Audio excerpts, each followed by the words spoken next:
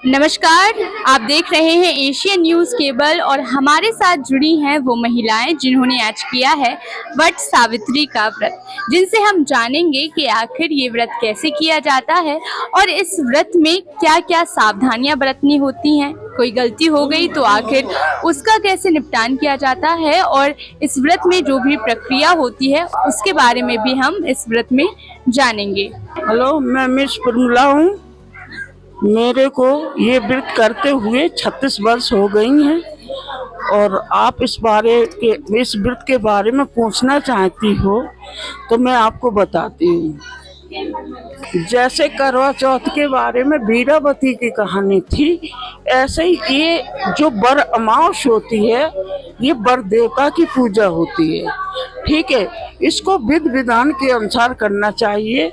जैसे वीरवती को उनके भाइयों ने चलनी में दिया धर के दिखाया था, ऐसे ही ये बर अमावस की एक पूजा होती है जो सारी सुहागनों के लिए ये लाभदायक होती है। इससे बर देवता की उम्र की आयु बढ़ती है। ठीक है, और इससे क्या फल मिलता है, जो तुम्हारा सुहाग है, गोदी का लड़का है, ये किससे मिलता है? बर देवता से मिलता है। तो इसको भली भांति करनी चाहिए। सारा श्रृंगार करो और रात से लेकर के सुबह तक, जब तक व्रत रहता है तब तक पानी का सेवन नहीं करना है। और इस व्रत के करने से इंसान को अपनी एक जो अंदर की होती है, मतलब ये भाका कि हम ये व्रत करेंगे तो हमें आगे चल के क्या मिलेगा। पति की आयु लंबी मिलती है। और जैसे गाय को रोटी देने से एक स्त्री का आदमी फौज में था, तो जब उसको लड़ाई छिड़ी तो उसने कहा कि मतलब हे गौ माता, मेरी रक्षा करना। तो जो उसकी पत्नी गौ को रोटी खिलाती थी, वो रोटी गौ की आदमी की बंदूक की गोली के सामने आ गई। इसी तरह से जो पत्नी अपने पति के लिए ये व्रत करती हैं, करवा चौथ का व्रत हुआ, ये बर अमावस हुई, वो आदमी की आयु और रक्षा के लिए करते हैं। ठीक है बेटा, और इस व्रत करने से बहुत प्रभाव होता है। जे अपनी अपनी श्रद्धा है कि हम ये चढ़ाएं वो चढ़ाएं। इसमें सिर्फ ऐपन का, चने का और तुम्हारा सिंदूर का, ये सब का ज्यादा वो रहता है। घर में कुछ ना करो, यहाँ के पंखा डुलाने से किसी की आयु नहीं बढ़ जाती है। ये अपनी आत्मा शुद्ध करने से ही पति की आयु बढ़ती है। पूजा आत्मा की होती है, दिखावे की नहीं होती है कभी। ठीक है, इस प्रक्रिया क्या होती है व्रत करने की? इसकी प्रक्रिया यही होती है कि जो मतलब जो व्रत करते हैं, जो शुरू से चल आया है, ये सृष्टि हुई है। अब प्रक्रिया के बारे में मैंने जब से देखा अपनी मम्मी, सास को, सबको, तो वो ये व्रत को करती रही। कैसे करते हैं? शुरुआत कैसे करते हैं? शुरुआत बस जो मतलब सब कुछ, ये सामान बता तो दिया मैंने आपको। इसी को सामान को सबको इकट्ठा करके, और जब पहले साल रहते हैं तो अपनी श्रद्धा अनुसार जो आपसे बड़ा है उसको आप कुछ दे भी सकती हो, और नहीं है तो एक प्रेम से पैर छू लो, आशीर्वाद ले लो, वही सबसे बड़ी क्रिया होती है। जो सुहाग की चीज होती है वही श्रृंगार करके औरतें पूजा कर लेती हैं। आत्मा स्वच्छ रखो, सब कुछ सही है।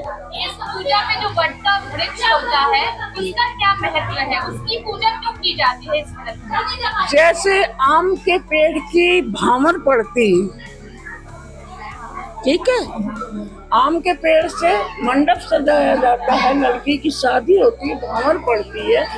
ऐसे ही ये बरगद की एक मतलब, जैसे कोई हवन करते हैं तो हवन का महत्व क्या होता है? हवन का महत्व यही होता है कि शादी में वेदी में होता है, और बाकी जब पूजा करते हैं तो हर जगह कर लेते हैं। ऐसे ही ये बरगद का महत्व है कि बरगद का पूजा करके, एक बरगद आदमी का स्वरूप होता है। बरगद आदमी का रूप होता है। इसीलिए इस बरगद को अपना पति देव समझ करके इनकी पूजा का संगठन कर लेते हैं हम। बस कई सारी फिल्मों में भी बरगद के वृक्ष को ऐसे दिखाया गया है जिसमें पत्नियां पूजा करती हैं। हाँ, तो बस यही है। जैसे हमने गौरा जी ने बालू की मिट्टी बना करके अपने शंकर जी को पति समझ करके पूजा की थी, ऐसे हम लोग बरगद को समझ के अपना पति समझ करके उनकी पूजा करते। इस व्रत का यही प्रभाव है। और कुछ आप बताना चाहो जो भी नई महिलाएं जो भी शुरुआत में इस व्रत को करना चाहती हैं उनके लिए आप कुछ बोलिए। बस यही है, श्रृंगार करो, साफ स्वच्छ कपड़े पहनो, पूजा साफ शुद्ध से बनाओ।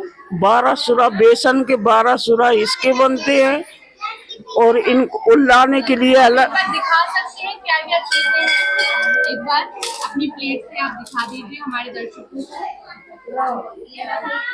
देखो क्या क्या पहले इसको जल से उनमें कलश चढ़ाया जाता है और फिर ये अपन आप पकड़ लीजिए थाली को ताकि वो दिखा पाए। ये अपन है, इससे फिर बरगद के 7 हता रखे जाते हैं। फिर इसमें बाकायदा सिंदूर लगाया जाता है, 12 चने चढ़ाए जाते हैं।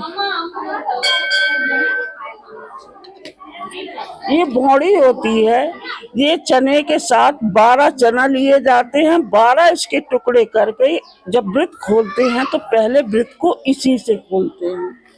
ये रही मिठाई, इसको मिठाई चढ़ाते हैं। जैसे आदमी खिलाता है मिठाई वैसे हम भी बरगद को एक बार मिठाई खिलाते हैं। जब हम उनकी पूजा करते करवा चौथ में मिठाई चढ़ती है, ऐसे जब हम किसी चीज को अपना पतिदेव समझते हैं तो पहले मीठे से शुरुआत करते हैं। ठीक है। ये रहा चंदन रोरी, चंदन रोरी लगाते हैं और धूप लेकर के उनकी आरती उतारते हैं और 12 बार जैसे हम तुम उसकी फेरी लगाते, ये माला होती है, इसके 12 बार चक्कर लगा करके ये मंगलसूत्र जैसे आदमी पहनाता है, ये बरगद देवता का मंगलसूत्र है। इसको अपने गले में कम से कम 12 दिन डाले रहना, फिर कोई स्वच्छ जगह पे इसको रख देना, नीचे नहीं डालना चाहिए। ये जैसे शादी का मंगलसूत्र मजबूत होता है, ऐसे ये ब्रह्मोस का मंगलसूत्र है हमारे और सारी महिलाओं के लिए। इसको पहनना बहुत जरूरी होता है।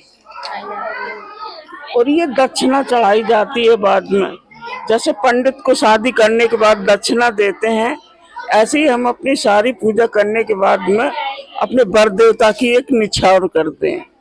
ठीक है।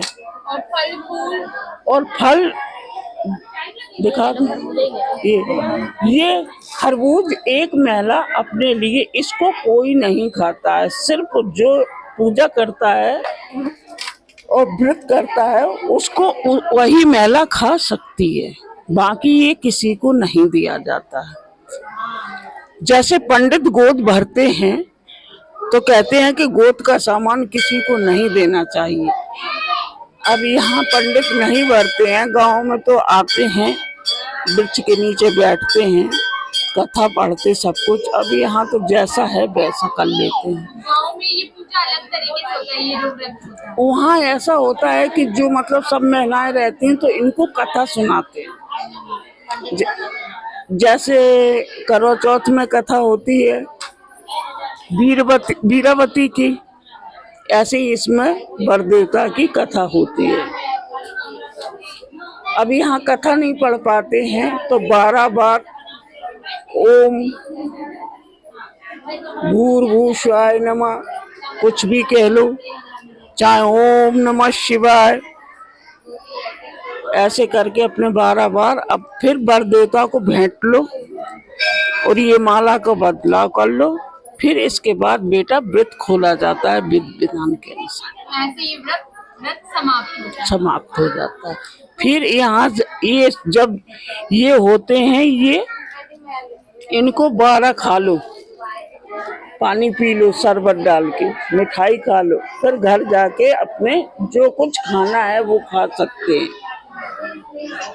लेकिन हाँ, जब तक पूजा नहीं होती है तब तक कुछ भी नहीं कर सकते हैं, पानी भी नहीं पिया जाता है। इस व्रत का प्रभाव यहीं से खत्म।